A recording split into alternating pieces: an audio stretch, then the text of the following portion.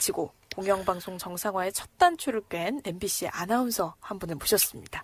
네, MBC에 입사한 후에 무려 3번의 총파업에 아주 적극적으로 참여를 하셨거든요. 그러면서 경영진의 눈밖에 나셔서 고생도 많이 하시고 지금 작년에는 결국 부당 전보를 당해서 마이크 앞에 설 수 없는 그런 위치가 되기도 하셨는데 자, 이제는 다시 만나면 좋은 친구가 돼서 마이크 앞에 당당하게 서기를 기다리시는 MBC의 차미연 아나운서 나오셨습니다. 안녕하세요. 네, 어서 오십시오.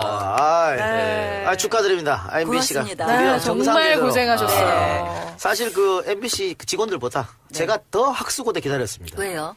아니, 앞으로 제가 또 가서 활약을 해야 되니까. 아, 그런 거예요? 그런 코너 받을 수 있다는. 합칠 사람은 생각도 안 된다. 김치국만 정말 많이 5년 동안 마시고 고생했습니다. 아, 제가 MBC 에서. 오늘 한번 검증해 보겠습니다.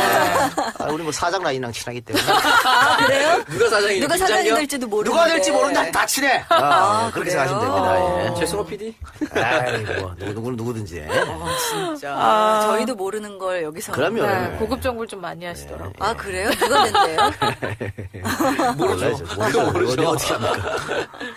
그렇구나. 네, 그래서 어떻게 오늘도 출근하시고 네. 본사 아나운서국으로 네. 그럼 하고 첫 출근할 때 느낌이 어땠습니까? 복귀하는 사실 순간.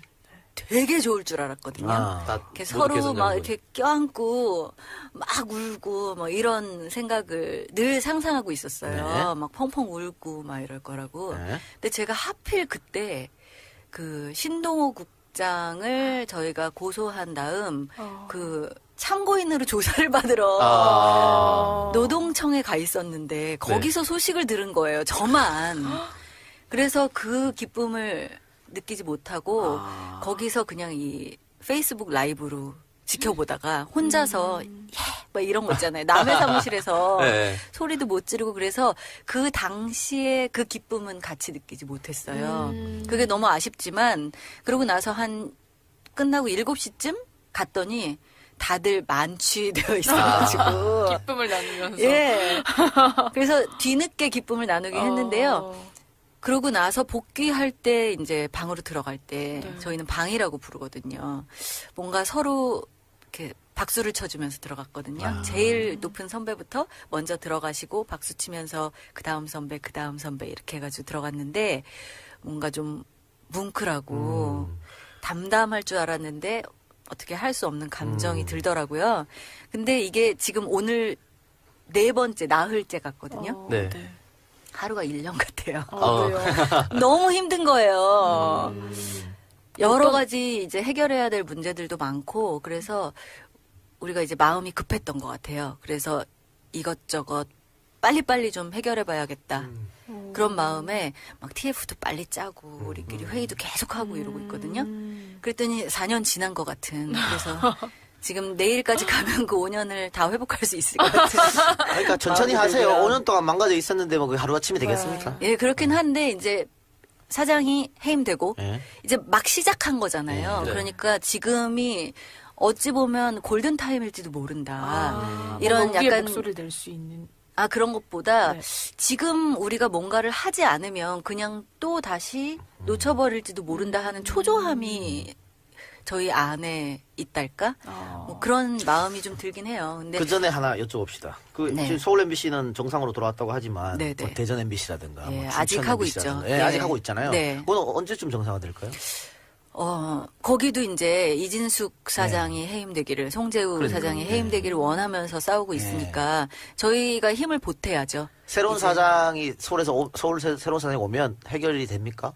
그건 모르겠습니다. 사실 정해진 게 아무것도 없다는 게 가장 큰 초조함과 불안감의 원인인 것 같은데요. 그래도 이제 시작은 한 것 같아요. 이렇게 꽁꽁 묶여있던 실에 끄트머리를 탁 잘라냈달까? 그러니까 이걸 조금 이렇게 풀어낼 수 있는 여지가 적어도 거기서부터는 생긴 거 아닐까. 그렇지만 이 묶여있던 게 확 풀린 건 아니잖아요. 그렇죠.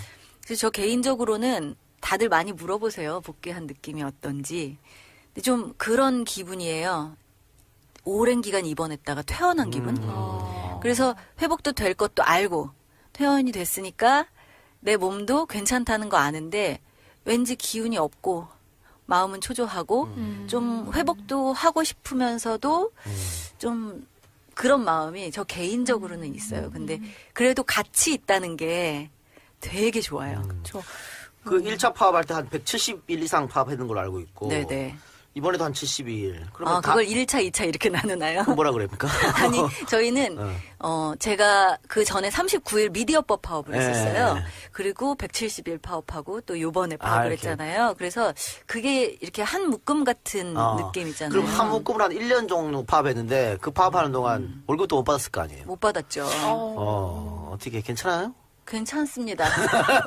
그래도 괜찮을 수 있다는 게 부럽네요. 사실 그래도 괜찮다는 것보다도 다들 이제 마이너스 통장도 많이 만들고 그러니까. 뭐 이런 것들은 있는데 쉽지 않아요, 그게.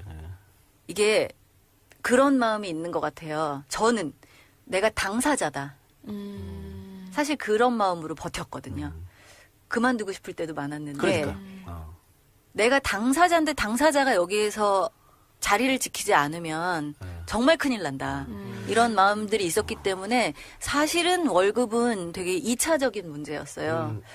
근데 이제 사람들이 월급 안 받은 것 때문에 되게 거기에 초점을 맞춰주실 때 걱정해 주시는 건 고마웠는데 그 부분이 우리한테 더 중요한 게 아니거든요. 진짜 언론이 언론의 역할을 못할 때 진짜 부끄럽거든요. 근데 그거를 특히나 아나운서들은 맨 앞에서 그런 얼굴 다 이야기를 알려주시니까 얼마나. 내 입으로 해야 되고 네, 그렇죠. 그런 상황을 매일매일 겪는다는 거는 더 고통스러운 일이거든요. 뭐 속물근성이 있어서 그런 건 잘 모르겠고요. 동의는 중요하고. 자, 그래요? 방금 그만두고 싶을 때도 있었다고 했는데 2012년 파업할 때 그때도 아나운서들 그 이후로 한 10여 명이 간뒀지 않습니까? 네, 많이 네. 그만두셨죠. 그분들 간두고 나서 또 계속해서 싸워왔다가 지금 성과를 이뤄낸 거잖아요. 그분들이 뭐 연락 오거나 그런 건 없었어요? 거의 지금도 네. 굉장히 자주 만나고 연락하고 같이 싸운 거나 다름없어요. 아하. 이렇게 얘기하면은 뭐 회사에서 만난 사람을 뭐 이런 마음으로 하실 수도 있는데 저한테는 이 자리에선 제가 개인적인 이야기를 많이 할 수 있을 것 같다는 예. 생각이 네. 들었는데 저한테는 이제 파업을 하고 나서 그만두고 싶을 때 그렇지 않을 수 있도록 자리에서 버틸 수 있도록 한 두 가지 요인이 있었는데 하나는 동료애였고요. 또 전우회로 하나는 승화가 됐죠. 그런 거죠. 그리고 또 하나는 아나운서 이 직업에 대한 자부심이었어요. 그래서 이 친구들이 그만두게 된 게 지금까지 제일 아프고요. 지금도 우리가 김장겸 사장 해임 됐지만 제일 안타깝고 아쉬운 게 같이 싸웠던 그리고 같이 일해야 되는 그래서 이 일들을 같이 기뻐해야 되는 우리 동료들이 바깥에 있다는 게 같이 할 수 없다는 게 그게 제일 마음이 아프죠. 마음이 아프죠. 네, 되게 자주 만나요, 근데. 뭐 오상진, 문지혜 그 당시에 네, 예, 예. 박혜진, 박혜진, 아나운서 뭐. 또 우리 김소영도 최근에 네. 나갔고요. 네, 김정근, 또 박소현, 김경화도 저희 동기인데요. 아, 예, 그 친구들도 그렇고. 김경화 아나운서. 예. 서현진 아나운서는 계속 계시나요? 네, 네. 서현진 아나운서 나갔는데요. 이제 곧 결혼한다고 아, 며칠 네. 전에 저희 그 방에 와가지고 아주 밝은 모습으로 첫 됐으니, 첩장을 기분 좋게 됐으니까. 돌릴 아, 수 네. 있다고. 네. 얼마 전에 이렇게 제 하면서. 샵에서 뵀거든요. 아, 복직후 바뀌셨다니. 첫 월급은 제 축의금 주세요 이런 느낌으로. 그러네요. 네. 저는 개인적으로 1, 2차 파업 다 현장에 가봤습니다. 네, 어디로 오셨어요? 여의도에 간 적 있고 뭐 외칠 때 다 근처에 있었고 2차 파업 때는 그 농구 볼 때 있는 데가 어디 여의도공원인가? 여의도 공원에. 네, 뭐 가서 아나운서방 뭐 기자방 이렇게 만들어서 네. 막 사람들 오게끔 만들었던 네, 거기도 네. 있었고 그때 문지혜랑 최일구 네. 선배랑 같이 거기서 사인도 해드리고. 다 갔었고 종로 보신각 앞에서 흰색 고양이 가면 쓰고 플래시몹도 하고 있었어요. MBC의 광렬한 팬이었다가 아, 지금은요? 지금 이제 돌아가야겠죠. 정상화되는 모습 보면서. 네, 네, 네. 고맙습니다. 네. 그렇습니다. 근데 아까도 말씀을 하셨지만 일단 뭐 신동호 아나운서를 고발을 하셨는데 선배를 고발을 할 수밖에 없는 그런 상황이 좀 되게 속상하기도 하셨을 것 같거든요. 그렇죠. 네, 좀 어떠셨나요? 아까 말한 그 동료애라는 말과 굉장히 상충될 수 있을 것 같은 이야기잖아요. 뭐라고 주장을 했었냐면은 이 아나운서국이라는 이 틀을 지키기 위해서는 누군가는 그 일을 해야 된다고 이야기를 했었는데 정말 점점 그 사람이 하는 말보다는 그 사람이 하는 행동을 봤을 때 우리가 판단하거나 알 수 있잖아요.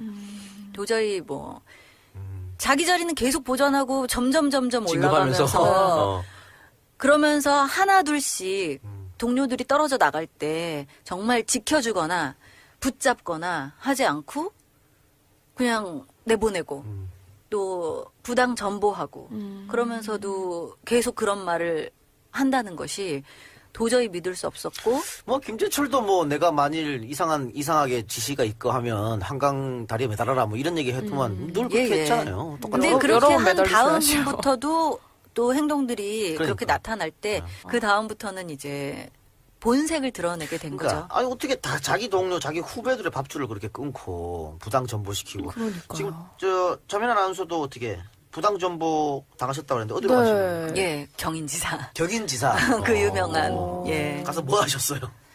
그래도 저는 경인지사에서도 문화사업 제작센터라는 곳으로 발령이 났어요. 네. 그랬는데 이제 거기에 뭐 하는 데인지도 모르고. 아니 무슨 문화사업이 있는 거야? 뭐 이렇게 생각을 했는데 거기서 뭐 입찰 같은 거 할 때 저한테 아나운서 일은 못하게 하면서 네. 자꾸 PT를 시키는 거예요. 아 정말 하고 싶지 않더라고요. 근데 또 그렇다고 안 할 수도 없잖아요. 네. 그래서 그런 PT들을 몇 개 하고 하고 네. 뭐 그렇게 전보당한 지냈죠. 이유는 뭡니까? 아무도 몰라요. 각자 왜 정보를 당했는지 아. 그 이유를 변변하게 들은 사람은 없습니다. 그렇지만 다들 짐작은 하죠. 말을 듣지 않고 그리고 자기 이야기를 하는 사람들. 뭐 양치할 때 물을 아껴 쓰라고 했다든지 뭐 그런 건 없었어요? 저한테는 사실 제가 그녀보다 선배이기 때문에 그럴 수는 없었겠죠. 근데 저는 좀 욱하는 성질이 있어서 하고 싶은 말을 하는 편이라 그래도 좀 철퇴를 늦게 맞았달까? 그렇지만 언제고 내 차례가 오긴 오겠구나 이런 생각을 하고는 있었습니다. 그러면 사측에 하는 이야기를 다 고분고분하게 들은 사람만 남아있고 나머지는 다 부당 전보 받았다고 생각하면 돼요? 그렇게 하지는 않았을 거예요. 그렇지만 이제 후배들 중에 약해서 더 이상 이렇게 그들이 열심히 이야기를 해도 별로 말빨이 안 먹히는 후배들은 그냥 뒀죠. 자기들이 이제 컨트롤이 되는 사람들 그런 사람들은 그냥 뒀지만 자꾸 이야기들이 커지고 후배들이 어떤 중심으로 모이고 이런 선배들은 하나하나 쳐내기 시작했죠. 그러면은 그 배현진 앵커 얘기가 잠깐 나왔었는데 굉장히 놀랄만한 이야기들이 많이 공개가 됐잖아요. 선배로서 그걸 지켜보실 때 조금 어떠셨어요? 처음부터 그러진 않았을 거 아니에요. 아니 처음에는 파업도 동참하고 있었잖아요. 그러니까요. 그랬죠. 네. 사실 저희는 대의를 위해서 싸웠지 그 어떤 그 과정에서 이렇게 했던 한 사람 뭐 그건 그렇겠죠. 뭐 예. 이렇게 공격하고 싶지는 않지만 너무 지나치니까 이야기 나오는 거 보면은 와 진짜 너무 심한 이야기들도 많이 있어요. 그렇지만 누구 하나 갖고 이야기하고 싶진 않아요. 사실 우리가 지금 이 상황을 만든 전체적인 상황에 대해서 정말 이제 다시 재건하고 또 잘못된 것들 뿌리 뽑고 제자리를 잡아야 되는데 포커스가 어떤 한 사람으로 맞춰질 때 그냥 마녀사냥에서 끝난다면 정말 그걸 원하지 않기 때문에 그렇죠. 그 사람 한 사람 사라진다고 해서 바뀌는 건 아닐까요? 네. 그렇잖아요. 예. 그러면 그 아나운서 방 안에 지금 파업에 뭐 적극적으로 참여했던 분들도 계실 거고 사실 아닌 분들도 계시잖아요. 그래도 이제 그냥 같이 계속 네. 잘 지내. 네, 마주쳐요. 네, 좀 마주치는데 근데 약간 인사 안 하고 민망할 이런 것 거 아니에요? 같은데. 그런 거죠. 아니, 다른 사람들은 좀 이렇게 품이 넓으신 분들은요. 네. 이렇게 그래도 인사도 하고 하더라고요. 근데 저는 아직 안 돼 그게. 조금 시간이 필요한 것 같아요. 그게 정상이에요. 맞아요. 정상이지 그게. 그게 정상인 거예요. 품이 넓은 게 이상한 거 아니에요? 아니, 그 되게 상황에서. 인격적으로 네. 성숙하신 분들이 있어요. 정말 제가 보면서 옆에서 보면서 진짜 어떻게 저럴까 하는 느낌까지 주는 분들이 있어요. 정말로. 근데 그거 인격적으로 성숙해서 한 방 더 먹이는 거 아니에요? 그렇게 함으로써 저 화를 더 끄고 이렇게. 그럴 수 있나? 얘들아 우리 네. 돌아왔어. 뭐 이렇게 혼자 있어서 심심했지. 이렇게 현진아 이렇게 9시 뉴스 이제 나눠서 하자. 이렇게. 그걸 엄청 크게 먹이는 건데. 저기 기자로 네, 전직해가지고요. 그래서 지금 안 아나운서국에 있지는 만나시죠? 않아요. 저는 좀 궁금한 게 뭐 양승은 아나운서라든지. 아, 딤섬.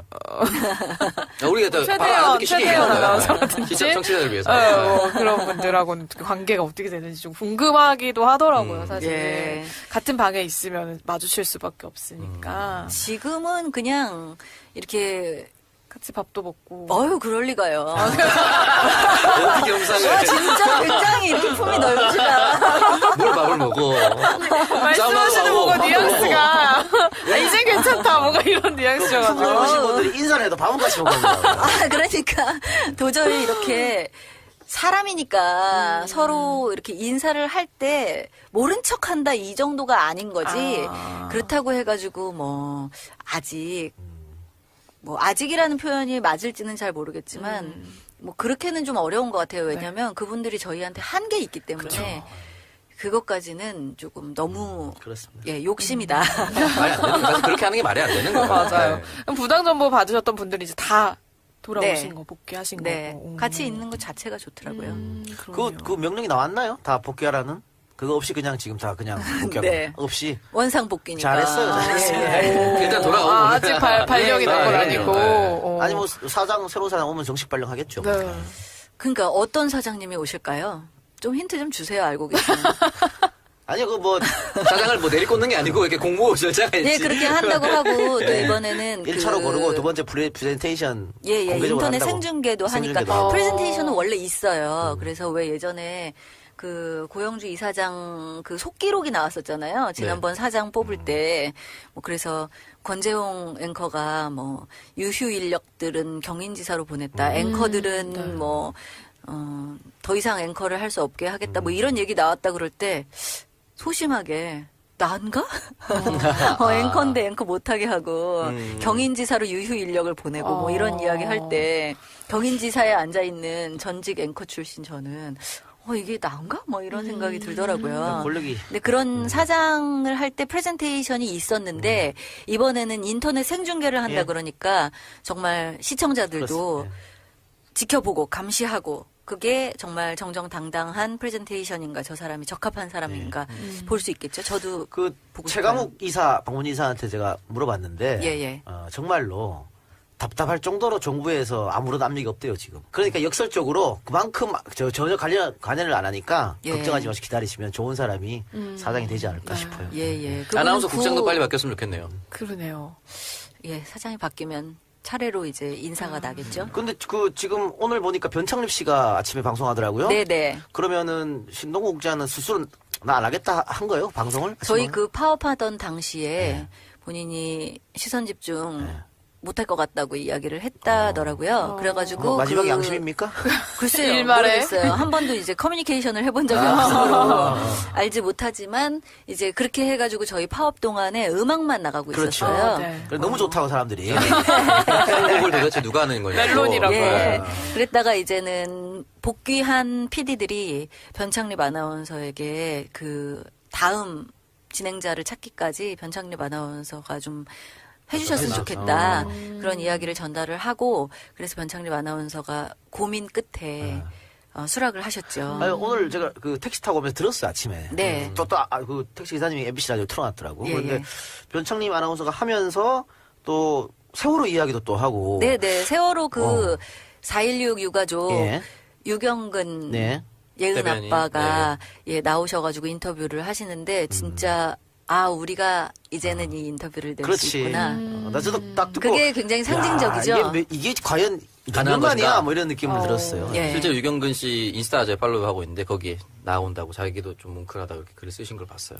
그때 광화문에서 저희 돌아오라 마봉춘 고봉순 이렇게 해가지고 돌마고 이렇게 네, 돌마고. 줄여가지고 하는데 그때 거기서 나오셔가지고 저희한테 진짜 일갈해 주셨죠. 그렇죠. 그리고 공부하라고 말씀해 주시고 그래서 저희가 그 말씀을 굉장히 이렇게 새기고 있어요. 진짜 와닿더라고요. 예. 그러니까 사실 뭐 MBC가 한때는 우리 국민들이 가장 사랑하는 그런 방송 채널이었고 언론사 지망하는 그 지망생들 사이에서도 가장 가고 싶은 언론사 1위였잖아요. 근데 점점 그렇게 망가져가는 모습을 보면서 굉장히 자괴감도 많이 드셨을 것 같거든요. 그 국민들이 MBC 파업하지 몰라요. 관심이 없어가지고. 지금도요? 아니, 이제는 좀 바뀌었겠지. 그래서 그렇게 망가진 MBC를 되돌리는데 시간이 좀 걸릴 것 같습니다. 굉장히 어려운 시간들이라는 생각이 들고요. 또 그냥 저희는 예전으로 돌려놓는다가 아니에요. 지금 그냥 정상화 이것도 목표가 아니에요. 정말 좋은 방송, 좋은 방송으로 진짜 매체가 얼마나 많아졌어요. 그럼요. 여기 팟캐스트도 있고 또 정말 많아진 매체들 양질의 사이에서 JTBC. 예. 그러니까 이 양질의 방송을 내보내면서 저희들도 진짜 선택받을 수 있는 수준까지 끌어올리기 위해서 진짜 뼈를 깎는 노력을 해야 되겠죠. 그런 정도의 각오는 되어 있습니다. 그러니까 예전에 방송 3사 있을 때는 문제가 없었으면 이제 채널이 너무 많고 사실 저는 개인적으로 MBC 캡에서 망가진 거에 너무 감사하거든. 그렇게 망가져서 내가 이렇게 떴잖아. 그 세력들이 이제 팟캐스트로 와가지고. 근데 왜 다시 MBC로 돌아오려고 그러세요? 정상화돼서 자기가 프로그램을 맡고 싶은 거예요. 네. 그냥 MBC에서. 내가 MBC 갔다가 몇 번 쫓겨난 적이 있어가지고. 아, 왜요? 아니 블랙리스트 비슷하게 네, 그렇게 그렇게 됐었어요. 해서 하루 진행하고 잘리고 뭐 계약서 쓰고 잘리고 이런 경우가 허다해가지고. 제가 그 마음 압니다. 어쨌든 제2의 개국을 준비한다고 생각을 하셔야겠네요. 진짜. 네. 제2의 뭐 이런 말도 사실 부담스럽고요. 제일 마음이 아팠던 게 그 정말 최고의 방송이었잖아요. 그런데 저의 책임도 있는 것 같고, 그러니까 당사자, 아까도 당사자라고 얘기했는데 당사자로서 지키지 못한 책임도 있는 것 같고, 촛불 집회 때 나가봤더니 정말 어린아이들까지 MBC에 대해서 안 좋은 마음을 갖고 있더라고요. 그럼요. 제가 그걸 보면서 저희는 어렸을 때 막 뽀뽀뽀 뭐 이런 거 보면서 자라면서 MBC 하면은 그냥 뭔가 마음이 이렇게 간질간질해지는 뭉클뭉클해지는 그런 좋은 마음을 갖고 있었는데 지금 이제 자라나는 어린이들까지도 MBC에 대해서 그런 감정을 갖고 있다는 게 너무 속상하고 이거를 진짜 이런 믿음을 다시 돌려놓기 위해서는 우리가 갈 길이 진짜 바쁘고 멀다. 예전에 올림픽이나 월드컵 같은 거 방송 3사 함께 중계할 때 저는 MBC만 봤거든요. 그렇죠. MBC를 보면 괜히 이길 것 같은. 그런 권투부터 시작한 그럼. 옛날에 그냥 그 음악만 나와도 저희 MBC 스포츠의 음악만 나와도 지금 입으로 하시는 거예요? 따라할 수 없어. 모르겠는데. 아니 근데 진짜 저희의 그런 약간 로고송 같은 거 있잖아요. 뚱뚜둥뚱뚱 이것만 만나면 나와도 좋은 MBC고 친구. 또 MBC 스포츠 빰빰빰빰빰빰 이것도 있고 권투도 또 빰빠라빰빠라빰빠라 정말 옛날이지만 그런 식으로 그냥 모두의 이 뇌리에 각인되어 있는 그 MBC의 이미지 그러니까. 그게 이미지가 꼭 이 시각적 이미지 아니라도 이 마음속에 있는 이미지가 있는데 그것들을 이제 다시 만나도 좋은 친구로 다시 만나도 기대 한번 만나면 해보겠습니다. 좋은 친구가 아니라 말씀하신 대로 MBC가 정상화가 되고 나서 꼭 한번 개인적으로 맡고 싶은 프로그램이나 이런 게 있으세요? 지금은 이제 조직의 복구가 굉장히 이제 초조하고 불안해서 그런 마음을 갖고 있는데 제가 알쓸신잡을 요새 좀 좋아하는데요. 내가 좀 타이밍 놓친 것 같아 이런 마음이 드는 건 뭐냐면 제가 그런 수다 프로그램을 되게 좋아해요. 근데 지금 한창 그 먹는 음식 프로그램이 지나고 수다 프로그램들이 막 이렇게 굉장히 좋아지는 것 같아요. 뭐 썰전도 그렇고 알쓸신잡도 그렇고 팟캐스트 1위 수다맨. 시류에 편승했던 겁니까? 내가 제일 먼저 했어. 왜 그래? 뭔가 이렇게 시류를 앞서 나가는 뭐 이런 분인가 보죠. 근데 그런 것들이 이제 저는 되게 해보고 싶거든요. 재밌어 하고. 그리고 그게 뭐 저 혼자만의 역량이 아니라도 그냥 듣기만 해도 좋고 질문 던지고 전 궁금한 걸 막 못 참아서 계속 질문 던지는 편이거든요. 그래서 여기 나올 때도 제가 좀 부담스러웠어요. 왜냐하면 제가 소재가 되거나 제 이야기를 하는 게 그렇게 익숙하지 않아요. 저는 질문을 던지는 거에 훨씬 더 익숙하고 그 일을 18년간 해왔고 그랬기 때문에 무슨 얘기를 어떻게 해야 되나. 근데 제가 알쓸신잡을 보니까 그 구구절절 얘기하는 게 굉장히 통하는 시기가 된 것 같다. 그래서 그런 프로그램이 생긴다면 제가 재밌게 해보고 싶은 마음이 있어요. 18년 차. 2000년에 입사하신 거예요, 그러면? 네, 2000년 1월 1일. 네, 1월 1일. 뉴 밀레니엄. 중2 때죠, 제가. 아, 그래요? 저 초등학교 6학년. 하지 마요. 그 TV도 하고 라디오도 하셨는데 네. 뭐가 더 본인하고 맞는 것 같아요? 전 다 좋아해요. 다 괜찮아요? 예. 이야기할 수 있는 곳, 그리고 전 좀 약간 새로운 거 빨리빨리 알고 이런 거 되게 관심 많거든요. 네. 그래서, TV, 라디오 다, 뉴미디어. 네, TV, 라디오 다 되게 좋아했었고, 이제 더 이렇게 애써 했던 프로그램들이 좀 있는 것 같아요. 제가 더 공을 들인달까? 손에 잡히는 경제 할 때 제가 진짜로 인생에 있어서 내가 뭔가를 이렇게 몰입해서 할 수 있을까 하는 생각이 들 정도로 사실 그 전에 교수님이 하셨어요. 네. 근데 너무 부담스럽더라고요. 이거를 내가 경제학 교수님들이 하던 거를 내가 잘할 수 있을까? 막 이런 생각이 들어가지고. 근데, 어느 순간 그 손에 잡히는 경제가 손에 딱 잡힐 때가 생기더라고요. 그 재미를 한번 느낀 다음에 라디오에서는 그 손에 잡히는 경제에 되게 제가, 품을 들였었고. 다들 전문성 때문에 꺼려하는 방송 아니었나요? 조금 그렇긴 하죠. 그러니까 제가 인터뷰를 잘 못하면 하루 종일 그 생각을 하게 되는 거예요. 요 질문 아까 던져볼 걸. 뭐 이런 거 있잖아요. 한 번은 아이스크림 뭐 이렇게 값 인상되는 그런 아이템이 있었는데 저는 진짜로 그 전날 열심히 공부를 해가지고 인터뷰를 아침에 잘 마쳤어요. 그냥 무난하게. 근데 KBS를 오후에 틀었는데 KBS에 또 경제 프로그램이 있거든요. 네. 근데 거기서 똑같은 아이템으로 하더라고요. 그래서 이분은 어떻게 인터뷰를 하나 그랬더니 저는 그냥 아이스크림 값이 오른 거 이제 왜 올랐나요? 뭐 이렇게 물어봤더니 뭐 원재료 값도 오르고 포장지도 오르고 뭐 이렇게 얘기하시더라고요. 그래서 아 그렇군요. 뭐 이렇게 대답을 했던 것 같은데 거기 있는 그 KBS 선배는 아이스크림 포장 먹습니까? 딱 이렇게 말씀하시는 거예요. 저 그걸 보면서 멀었구나 나는.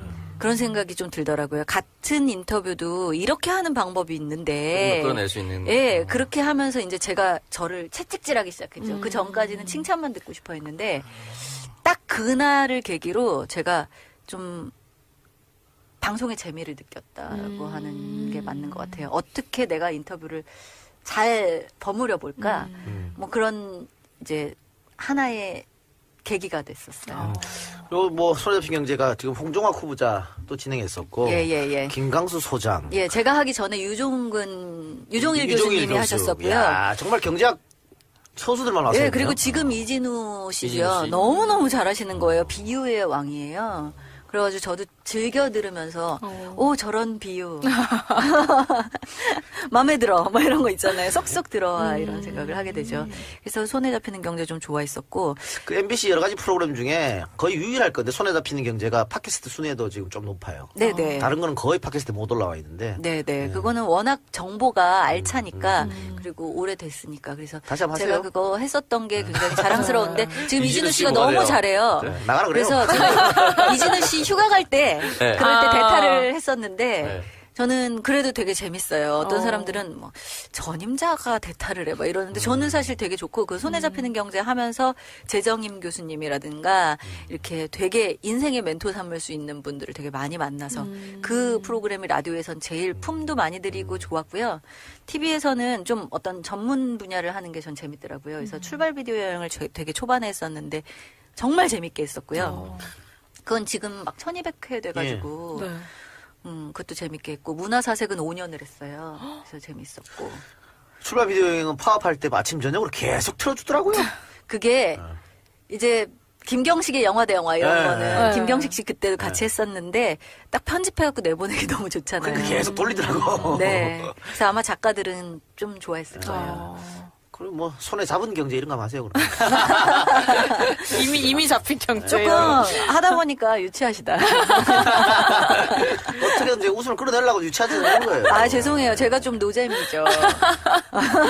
아까 제가 딱 들어왔을 때 너무 실망하셔가지고. 아니 근데 수다 떠는 방송 좋아하신다고 하시면 팟캐스트도 잘 맞는 거 아닌가요? 네, 그쵸? 네. 근데 이제 저는 프리랜서는 아니니까, 이 공영방송 정상화를 위해서 애쓰고, 또, 막 이렇게 재미를 위한 방송도 저는 되게, 잘 못해요. 보고 싶어요. 그래.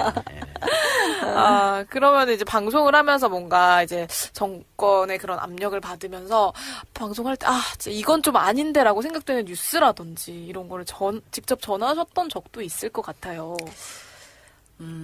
제일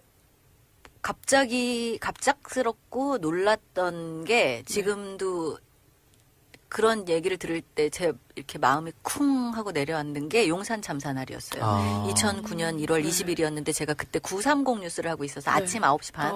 그러니까 그게 새벽에 일어난 일이잖아요. 네. 그래가지고 아침 9시 반에 정말 막 특공대 투입된 후 막 사람들이 5명이나 사망하고 그 이후에 또 6명으로 막 늘어나고 막 이런 상황에서 중계차를 연결을 했었던 때가 기억나요.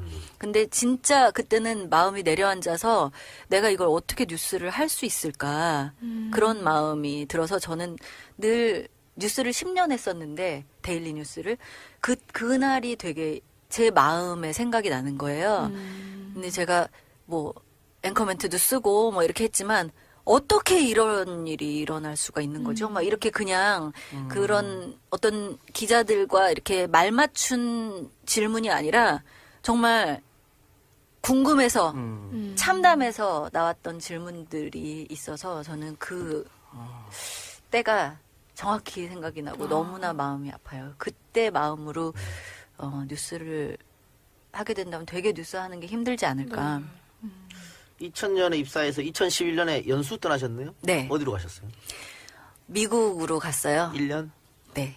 요거는 비용은 어떻게? 제가 냈죠. 그러니까 회사에서 연수를 보내줘서 네. 기본급은 나와요. 그래서 그걸로 하고 거기 연수 비용은 제가 냈어요. 언론 단체에서 막 주고 그러잖아요. 저희 아나운서한테는 그런 기회를 안 아, 줬더라고요. 그래요? 기자들 그렇게 해서 많이 가던데?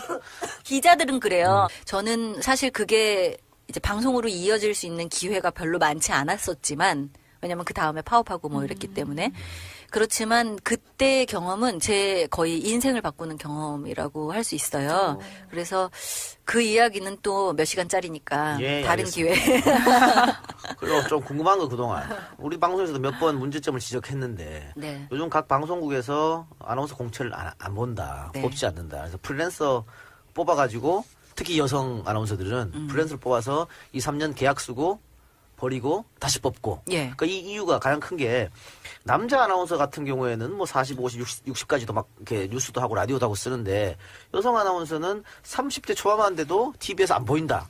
회사로서는 손해 아니냐 뭐 이런 것 때문에 안 쓴다 이런 얘기가 많거든요. 그 부분에 대해서 어떻게 생각하십니까? 그 부분에 대해서 나중에 진짜 제안하고 싶은 거예요. 그러니까 저희 아나운서라는 이름을 갖고 일하는 사람들이 굉장히 많이 있는데 아나운서 연합회라고 저희가 같이 모이는 데가 있어요. 그 아나운서 연합회는 사실 지금까지 회원사는 어떻게 구성이 되어 있냐면 지상파. 그러니까 따로 돈을 내지 않아도 방송을 보거나 들을 수 있는 회사에 소속되어 있는 아나운서들의 한해서 지금 연합회로 구성이 되어 있어요. 그런데 그렇지 않은 아나운서들은 자기의 목소리를 내고 싶어도 내지 못하거든요. 그래서 이 아나운서 연합회에서 앞으로 풀어나가야 할 과제가 그런 것들인 것 같아요. 프리랜서로 더 이상 아나운서를 뽑지 않고 그리고 그렇게 들어간 아나운서들이 자기의 몫을 할 수 있도록. 사실 저는 꽤 30대 후반까지 뉴스를 했었고 그리고 제 목소리를 낼 수 있었거든요. 근데 이거를 그냥 남 탓하고 싶진 않지만 이 사회의 분위기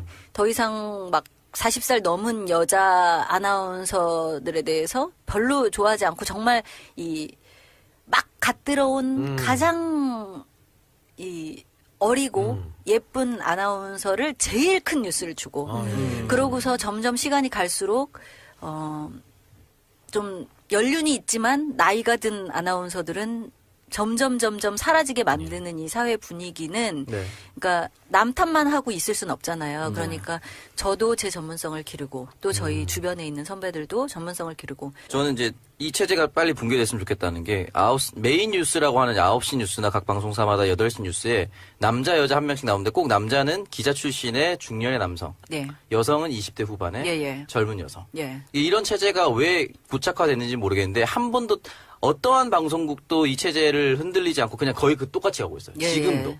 왜 이 체제로 가야 되는지 잘 모르겠고 언론인으로서의 그런 걸 만약에 강조하고 싶다면 저는 꼭 2명이 성별이 달라야 되나? 라는 생각도 하고 있고 맞습니다. 또 말씀하셨듯이 아직도 미모가 있다고 했는데 왜 여성 아나운서를 미모로 인정을 받아야 되나? 맞습니다. 남자 아나운서 중에 잘생겼다고 인정받는 사람 없잖아요. 여자 아나운서는 왜 유독 화장을 강요하고 왜 안경 쓴 여자는 아직도 없고 미모를 강조해야 되나 이런 것들을 좀 내부에서 바꿔주셔야 예. 그 지원하시는 새로운 여성 지원자들이 당당하게 내가 공부를 해서 실력으로 언론 뉴스 인정받겠구나라는 사회가 네. 정착될 것 같아요. 예. 그렇게 말하면서 본인 예쁜 여자 좋아하잖아요. 난 예쁜 여자를 좋아하는 것과 예쁜 여자 아나운서를 바라볼 때 미모로서 판단하는 건 다른 거잖아요. 근데 그게 예쁜 여자 좋아하죠. 우리가 너무 어떡하겠어요? 뭐랄까 익숙해진 게 아침에 보면 지금 KBS에 굉장히 나이 많으신 분이 와서 아침 뉴스를 하시거든요. 네, 유혜리 선배요. 네. 예. 그런데 딱 봤을 때 저 또 뭔가 되게 어색하다라는 생각이 딱 항상 들더라고요. 그러니까 우리가 너무 젊고 예쁜 여자가 뉴스를 하는 거에 익숙해져 있었던 거예요. 그리고 뭐 30대 후반까지 뉴스를 하셨다라고 하셨지만 보기에는 30대 후반 같다 보이지 않으셨을 거예요. 절대로. 그것도 컸을 거예요. 아니, 저 SBS에서 그렇다기보다는 네, SBS에서 어떻게 한수진 씨랑 올해 방송 같이 했거든요. 네네. 그 한수진 앵커 같은 경우에도 뭐 연세도 꽤 많은데 아침 뉴스를 굉장히 오래 했다. 그것도 네네. 그 아침 방송이 그 전쟁터예요. 지금 맞아요. 변창희 씨가 하는 예. 그것도 같은 시간대니까. 그래도 시청률도 잘 나오고 괜찮았거든. 맞아요. 그러니까 능력만 있다면 뭐. 그러니까 양쪽이 다 맞아줘야 되는 것 같아요. 계속 일을 할 수 있는 그런 분위기도 만들어줘야 되고 믿어주기도 해야 되고 또 하는 사람도 정말로 자기 일에 대해서 아까도 제가 뭐 얘기했듯이 진짜 위기감을 갖고 있거든요. 매체가 워낙 많아지고 네, 정보가 많아지기 때문에 우리가 그중에서 그냥 정말 손가락만 까딱하면은 모바일로 얼마든지 금방금방 골라서 들을 수 있잖아요. 그렇기 때문에 진짜 나에게 맞는 정보를 탁탁 줄 수 있는 방송을 찾기만 하면 네. 진짜 많죠. 뭐 그게 뭐 진행자가 나이가 많다고 나쁘겠습니까? 그럼요. 네. 뭐 진짜 그 정보를 줄 수 있으면 되겠죠. 그런 것 때문에 오늘 저 팟캐스트에도 본인이 직접 나오신 거잖아요. 그거는 후배들 많습니다. 사실 그거는 후배들한테 지금 이야기를 하기가 굉장히 어려웠어요. 우리는 어렵지 약간 마음 않을 텐데. 아픈 일. 지금 너무 아쉬워요. 그리고 이제 그 얘기를 좀 하고 싶었어요. 저는 사실 신나게 일도 해보고요. 되게 몰입해서도 일을 해보고요. 그리고 그러니까 뭐 드라마 중에 이번 생은 처음이라 뭐 이런 드라마 있더라고요. 근데 진짜 제가 처음 살아보는 인생이라 제가 이런 파업을 이렇게까지 길게 할지도 몰랐고 또 그래서 맞닥뜨리게 될 상황들을 전혀 기대나 예상을 하지 못했던 상황들이 굉장히 많은데 저만 해도 되게 이렇게 좀 스스로 뭐든지 부딪혀보자. 그리고 이런 경험도 나쁘지 않아. 뭐 이런 거 있잖아요. 그냥 편하게 살려고 태어난 건 아닐 거 아니에요. 그러니까 좀 그런 마음으로 살거든요. 근데 그럼에도 불구하고 때로는 신경질 나고 힘들고 뭔가 막 안 되고 진짜 막혀서 답답하고 바라볼 데가 없고 그런 막막한 느낌이 들 때가 많이 있었어요. 그래서 우리 후배들이 꼭 좀 약간 진짜 신바람 나게 요새 JTBC 기자들 보면요 부럽고 예, 그 예. 마음이 뭔지 알 것 같고 예, 예. 그래서 사실 손 선배 우리 선배였잖아요. 맞아요. 근데 그런 선배가 만들어가는 그런 일터를 우리 후배들도 당연히 겪을 수 있는 환경들을 좀 만들어주고 싶다. 그런 선배가. 그런 마음이 있다. 좀 들어요. 저는 사실 그거를 그 선배들이 만들어주신 그 좋은 환경을 저는 누렸는데 그렇게 해주지 못해서 주눅 들어있는 후배들 보면은 되게 미안하거든요. 요즘 뭐 MBC 기자들 취재 나가면 요거도 먹으니까. 그러니까요. 예전에 박수 받았는데. 너무 미안하죠. 예. 그렇습니다. 아니 그리고 그 MBC 아까 그 전보에서 복귀하셨을 때 그냥 복귀하셨다고 했잖아요. 그래서 출입증이 문제가 있다라는 얘기도 있거든요. 정말인가요? 저는 그런 문제는 없었는데 네. 몇 군데 못 가는 데가 있다고 그러더라고요. 근데 너무 정신이 없어서 사실 아직 이렇게 막 여기도 가볼까? 저기도 가볼까? 시골에 저는 안 그러지 나오는 집이 그런 거 못했어요. 근데 그런 데가 있다고는 얘기를 들었어요. 아, 그렇겠구나. 그거- 막아놨겠네. 우리 그러니까. 직원이 아니니까. 우리 지점 사람이 아니니까. 속상하다. 어떡하지? 네. MBC가 하루빨리 정상화가 돼서 국민들의 신뢰를 다시 회복할 수 있었으면 좋겠습니다. 오랜 시간 동안 파업을 응원한 우리 청취자분들께 한마디 해주신다면요. 정말 죄송하고요. 그리고 감사합니다.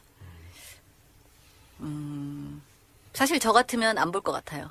MBC를요? 네. 아. 진짜 너무 망가져 있고, 그래서 왜곡된 정보를 주는 방송을 정말 안 볼 것 같은데, 그래도 옛날에 MBC가 어떻게 했었느냐를 기억해 주시고 기대를 해 주신다는 면에서 저희가 그런 마음의 빚을 지고 있어요. 그런데 다행인 것은 그 안에 있었던 구성원들이 바뀌지 않고 그리고 그 어떤 조직보다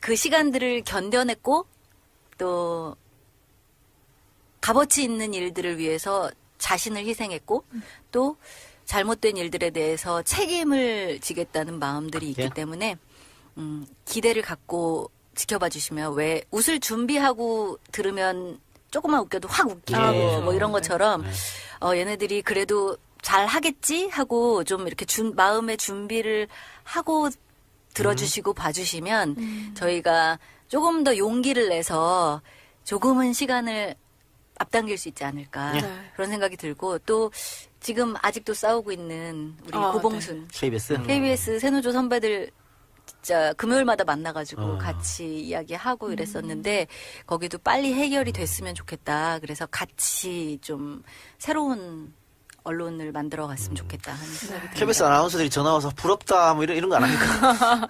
너희라도 빨리 돼서 다행이야. 이런 이야기를 해주실 때 진짜 감동이고 죄송하죠. 네. 그래요.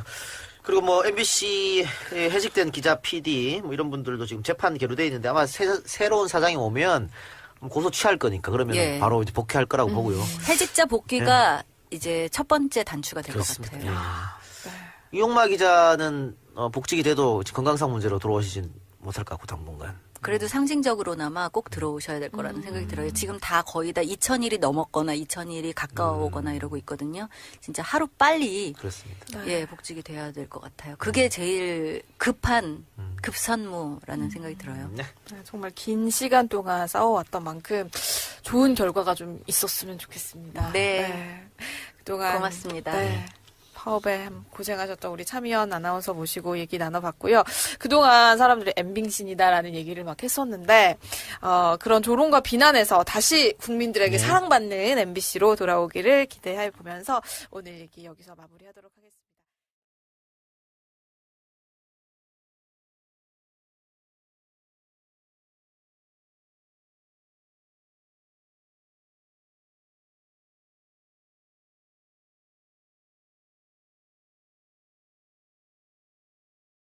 어찌 보면 골든타임일지도 모른다. 이런 약간 목소리를 낼 수 있는 그런 것보다 지금 우리가 뭔가를 하지 않으면 그냥 또 다시 놓쳐버릴지도 모른다 하는 초조함이 저희 안에 있달까? 뭐 그런 마음이 좀 들긴 해요. 근데 그 전에 하나 여쭤봅시다. 지금 서울 MBC는 정상으로 돌아왔다고 하지만 뭐 대전 MBC라든가 뭐 아직 하고 있죠. 아직 하고 있잖아요. 그건 언제쯤 정상화될까요? 거기도 이제 이진숙 사장이 해임되기를, 송재우 사장이 해임되기를 원하면서 싸우고 있으니까 저희가 힘을 보태야죠. 새로운 사장이 서울 새로운 사장이 오면 해결이 됩니까? 그건 모르겠습니다. 사실 정해진 게 아무것도 없다는 게 가장 큰 초조함과 불안감의 원인인 것 같은데요. 그래도 이제 시작은 한 것 같아요. 이렇게 꽁꽁 묶여있던 실에 끄트머리를 탁 잘라냈달까? 그러니까 이걸 조금 이렇게 풀어낼 수 있는 여지가 적어도 거기서부터는 생긴 거 아닐까. 그렇지만 이 묶여있던 게 확 풀린 건 아니잖아요. 그렇죠. 그래서 저 개인적으로는 다들 많이 물어보세요. 복귀한 느낌이 어떤지. 근데 좀 그런 기분이에요.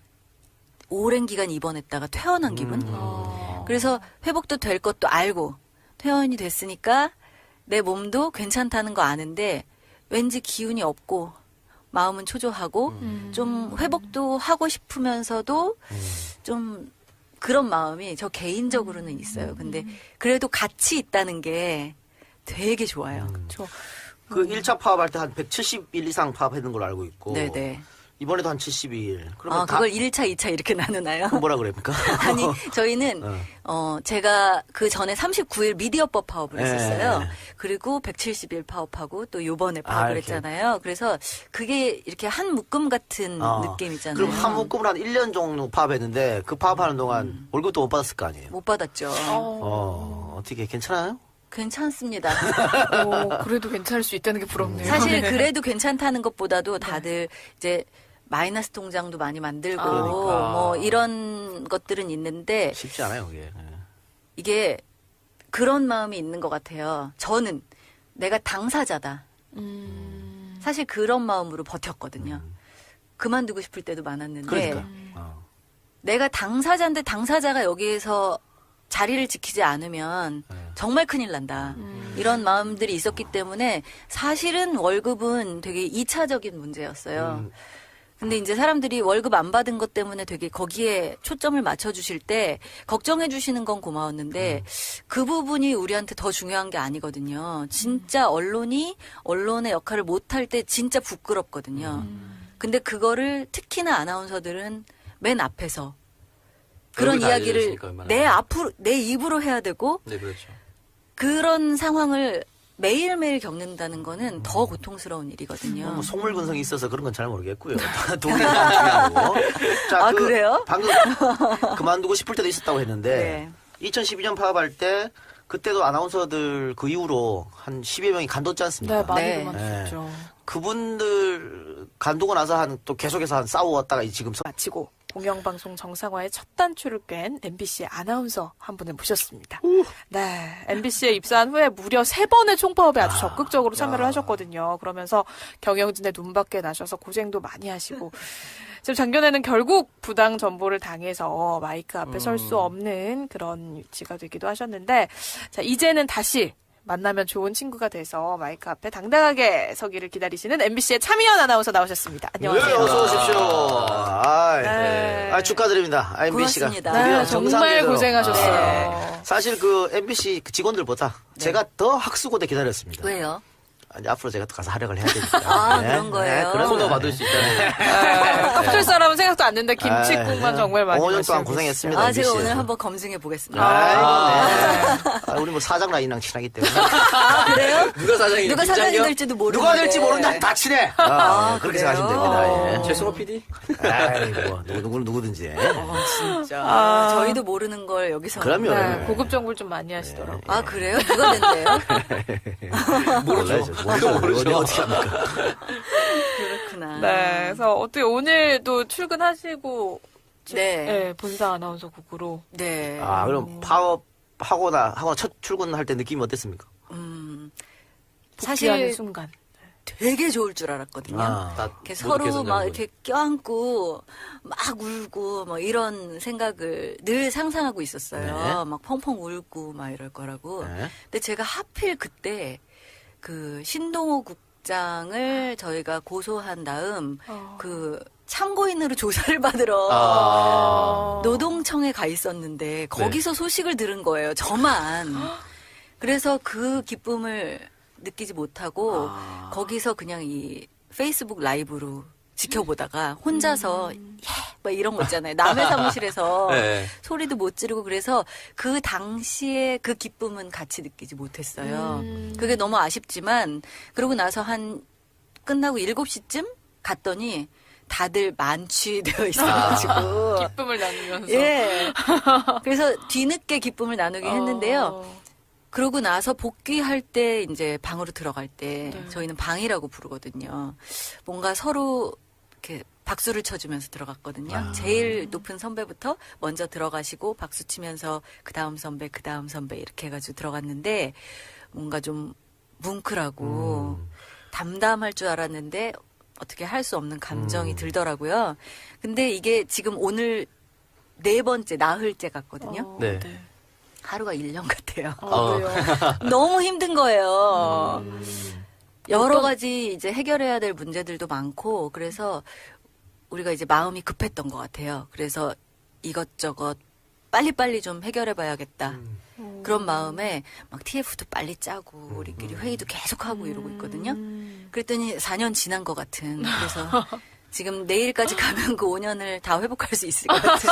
그러니까 천천히 하세요. 5년 동안 망가져 있었는데 뭐 하루아침에 되겠습니까? 예, 그렇긴 한데 이제 사장이 해임되고 예. 이제 막 시작한 거잖아요. 네. 그러니까 지금이 내가 만일 이상하게 지시가 있고 하면 한강 다리에 매달아라 뭐 이런 얘기 했더만 늘 그렇게 예, 예. 했잖아요. 똑같은 근데 거. 그렇게 여러 번 한 매달리셔야죠. 다음부터도 또 행동들이 그렇게 그러니까. 나타날 때 그 다음부터는 이제 본색을 드러내게 된 거죠. 아니 어떻게 다 자기 동료, 자기 후배들의 밥줄을 그렇게 끊고 부당 전보시키고 그러니까요. 지금 차민 아나운서도 어떻게 부당 정보 당하셨다고 했는데 어디로 가시나요? 예, 경인지사. 경인지사. 그 유명한. 예. 가서 뭐 하셨어요? 그래도 저는 경인지사에서도 문화사업 제작센터라는 곳으로 발령이 났어요. 네. 그랬는데 이제 거기에 뭐 하는 데인지도 모르고. 아니 무슨 문화사업이 있는 거야? 뭐 이렇게 생각을 했는데 거기서 뭐 입찰 같은 거 할 때 저한테 아나운서 일은 못하게 하면서 자꾸 PT를 시키는 거예요. 아 정말 하고 싶지 않더라고요. 근데 또 그렇다고 안 할 수도 없잖아요. 네. 그래서 그런 PT들을 몇 개 하고 뭐 그렇게 정보 당한 지냈죠. 이유는 뭡니까? 아무도 몰라요.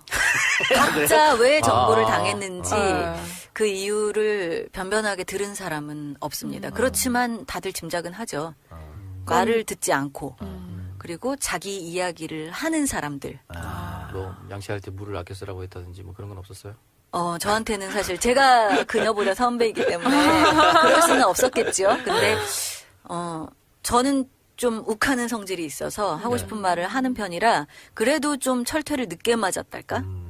그렇지만 언제고 내 차례가 오긴 오겠구나 이런 생각을 하고는 있었습니다. 그러면 사측이 하는 이야기를 다 고분고분하게 들은 사람만 남아있고 나머지는 다 부당정보 받았다고 생각하면 돼요? 그렇게 하지는 않았을 거예요. 그렇지만 이제 후배들 중에 약해서 더 이상 이렇게 그들이 열심히 이야기를 해도 별로 말빨이 안 먹히는 후배들은 그냥 뒀죠. 자기들이 이제 컨트롤이 되는 사람들, 그런 사람들은 그냥 뒀지만 자꾸 이야기들이 커지고 후배들이 어떤 중심으로 모이고 이런 선배들은 하나하나 쳐내기 시작했죠. 그러면은 그 배현진 앵커 얘기가 잠깐 나왔었는데 굉장히 놀랄만한 이야기들이 많이 공개가 됐잖아요. 선배로서 그걸 지켜보실 때 조금 어떠셨어요? 처음부터 그러진 않았을 거 아니에요. 아니 처음에는 파업도 동참하고 있었잖아요. 그러니까요. 그랬죠. 네. 사실 저희는 대의를 위해서 싸웠지 그 어떤 그 과정에서 이렇게 했던 한 사람 뭐 그건 그렇겠죠. 이렇게 공격하고 싶지는 않지만 너무 지나치니까 이야기 나오는 거 보면은 와 진짜 너무 심한 이야기들도 많이 있어요. 그렇지만 누구 하나 갖고 이야기하고 싶진 않아요. 사실 우리가 지금 이 상황을 만든 전체적인 상황에 대해서 정말 이제 다시 재건하고 또 잘못된 것들 뿌리 뽑고 제자리를 잡아야 되는데 포커스가 어떤 한 사람으로 맞춰질 때 그냥 마녀사냥에서 끝난다면 정말 그걸 원하지 않기 때문에 그렇죠. 그 사람 한 사람 사라진다고 해서 바뀌는 건 아니고요. 네. 그렇잖아요. 예. 그러면 그 아나운서 방 안에 지금 파업에 뭐 적극적으로 참여했던 분들도 계실 거고 사실 아닌 분들도 계시잖아요. 그래도 이제 그냥 같이 계속 네. 잘 지내. 네, 마주쳐요. 네, 좀 마주치는 근데 약간 인사 안 하고 민망할 이런 것 거 아니에요? 같은데. 그런 거죠. 아니, 다른 사람들은 좀 이렇게 품이 넓으신 분들은요. 네. 이렇게 그래도 인사도 하고 하더라고요. 근데 저는 아직 안 돼, 그게. 조금 시간이 필요한 것 같아요. 그게 정상이에요. 맞아요. 정상이지, 그게. 그게 정상인 거예요. 품이 넓은 게 이상한 거 아니에요? 아니, 그 되게 상황에서. 인격적으로 네. 성숙하신 분들이 있어요. 정말 제가 보면서 옆에서 보면서 진짜 어떻게 저럴까 하는 느낌까지 주는 분들이 있어요. 정말로. 근데 그걸 인격적으로 성숙해서 한 방 더 먹이는 거 아니에요? 그렇게 함으로써 저 화를 더 끄고 이렇게. 그럴 수 있나? 얘들아 우리 네. 돌아왔어. 뭐 이렇게. 혼자 있어서 심심했지. 이렇게 현진아 이렇게 9시 뉴스 이제 나눠서 하자. 이렇게. 그걸 엄청 크게 먹이는 건데. 저기 기자로 전직해가지고요. 네, 지금 아나운서국에 있지는 않아요. 저는 좀 궁금한 게 뭐 양승은 아나운서라든지. 아 딤섬. 우리가 또 최대한 듣기 쉽게 최대한 얘기하는 아나운서라든지. 거예요. 청취자들 위해서. 뭐 그런 분들하고는 관계가 어떻게 되는지 좀 궁금하기도 하더라고요, 사실. 예. 같은 방에 있으면 마주칠 수밖에 없으니까. 지금은 그냥 이렇게 같이 밥도 먹고. 그럴 리가요. 어떻게 영상을 진짜 굉장히 이렇게 품이 넓으시다. 뭘 밥을 먹어. 말씀하시는 뭔가 밥도 뉘앙스가 이제 괜찮다 뭔가 이런 뉘앙스여가지고. 부모신 분들이 인사를 해도 밥은 같이 먹는다. 그러니까 도저히 이렇게 사람이니까 서로 이렇게 인사를 할 때 모른 척한다 이 정도가 아닌 거지. 그렇다고 해가지고 아직이라는 표현이 맞을지는 잘 모르겠지만 뭐 그렇게는 좀 어려운 것 같아요. 왜냐하면 그분들이 저희한테 한 게 있기 때문에 그것까지는 조금 너무 그렇습니다. 예 욕심이다. 말이 안 되는 거죠. 그렇게 하는 게 말이 안 되는 거예요. 맞아요. 네. 그럼 부당정보 받으셨던 분들이 이제 다 돌아오신 네. 거, 복귀하신 네, 거고. 같이 있는 것 자체가 좋더라고요. 그 명령이 나왔나요? 다 복귀하라는? 그거 없이 그냥 지금 다 그냥 복귀하고 네. 없이 원상 복귀니까. 잘했어요. 잘했어요. 일단 돌아오고. 아직 발령이 난 건 네, 아니고. 네. 아니 뭐 새로운 사장 오면 정식 발령하겠죠. 네. 그러니까 어떤 사장님이 오실까요? 좀 힌트 좀 주세요. 알고 계시면. 아니 그 뭐 사장을 뭐 내리꽂는 게 아니고 이렇게 공모 절차가 있지. 네, 그렇게 한다고 하고 또 이번에는 1차로 거르고 두 번째 프레젠테이션 예, 공개적으로 인터넷 한다고. 생중계도 하니까 생중계도 하고. 프레젠테이션은 원래 있어요. 그래서 왜 예전에 그 고영주 이사장 그 속기록이 나왔었잖아요. 지난번 사장 뽑을 때. 뭐 그래서 권재홍 앵커가 뭐 유휴 인력들은 경인지사로 보냈다. 앵커들은 뭐 더 이상 앵커를 할 수 없게 하겠다. 뭐 이런 얘기 나왔다 그럴 때 소심하게 난가?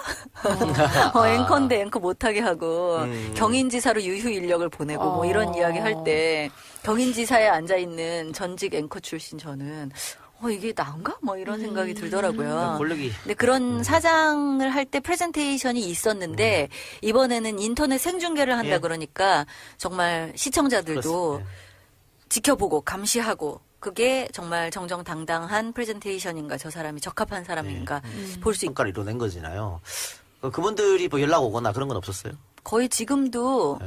굉장히 자주 만나고 연락하고 같이 싸운 거나 다름없어요. 아. 이렇게 얘기하면은 뭐 회사에서 만난 사람을 뭐 이런 마음으로 하실 수도 있는데 저한테는 이 자리에선 제가 개인적인 이야기를 많이 할 수 있을 것 같다는 예. 생각이 네네. 들었는데 저한테는 이제 파업을 하고 나서 그만두고 싶을 때 그렇지 않을 수 있도록 자리에서 버틸 수 있도록 한 두 가지 요인이 있었는데 하나는 동료애였고요. 전우회로 하나는 승화됐죠. 그런 그런 거죠. 그리고 또 하나는 아나운서 이 직업에 대한 자부심이었어요. 그래서 이 친구들이 그만두게 된 게 지금까지 제일 아프고요. 지금도 우리가 김장겸 사장 해임 됐지만 제일 안타깝고 아쉬운 게 같이 싸웠던 그리고 같이 일해야 되는 그래서 이 일들을 같이 기뻐해야 되는 우리 동료들이 바깥에 있다는 게 같이 할 수 없다는 게 그게 제일 마음이 아프죠. 마음이 없어도. 네, 되게 자주 만나요, 근데. 뭐 오상진, 문지혜 그 당시에. 네. 예, 예. 박혜진, 박혜진, 아나운서, 뭐. 또 우리 김소영도 최근에 네. 나갔고요. 네, 김정근, 또 박소현, 김경화도 저희 동기인데요. 아, 예, 그 친구들도 그렇고. 김경화 아나운서. 예. 서현진 아나운서는 계속 계시나요? 네, 네. 서현진 아나운서 나갔는데요. 이제 곧 결혼한다고 아, 며칠 네. 전에 저희 그 방에 와가지고 아주 밝은 모습으로 청첩장을 애가 기분 좋게 됐으니까. 돌릴 아, 수 예. 있다고. 네. 얼마 전에 이렇게 제 하면서. 샵에서 뵀거든요. 아, 같은 복 찍고 첫 샵 월급은 제 축의금 주세요. 이런 느낌으로. 그러네요. 네.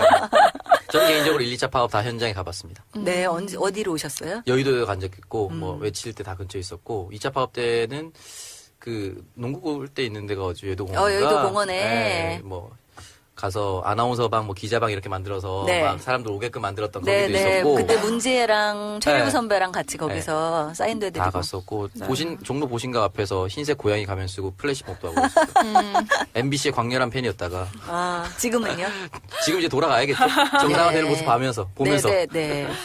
고맙습니다. 그래. 그렇습니다. 근데 아까도 말씀을 하셨지만 일단 뭐 신동호 아나운서를 고발을 하셨는데 선배를 고발을 할 수밖에 없는 그런 상황이 좀 되게 속상하기도 하셨을 것 같거든요. 그렇죠. 네, 좀 어떠셨나요? 아까 말한 그 동료애라는 말과 굉장히 상충될 수 있을 것 같은 이야기잖아요. 뭐라고 주장을 했었냐면은 이 아나운서국이라는 이 틀을 지키기 위해서는 누군가는 그 일을 해야 된다고 이야기를 했었는데 정말 점점 그 사람이 하는 말보다는 그 사람이 하는 행동을 봤을 때 우리가 판단하거나 알 수 있잖아요. 도저히 뭐 자기 자리는 계속 보전하고 점점 진급하면서 올라가면서 그러면서 하나 둘씩 동료들이 떨어져 나갈 때 정말 지켜주거나 붙잡거나 하지 않고 그냥 내보내고 또 부당 전보하고 그러면서도 계속 그런 말을 한다는 것이 도저히 믿을 수 없었고 뭐 김재철도 뭐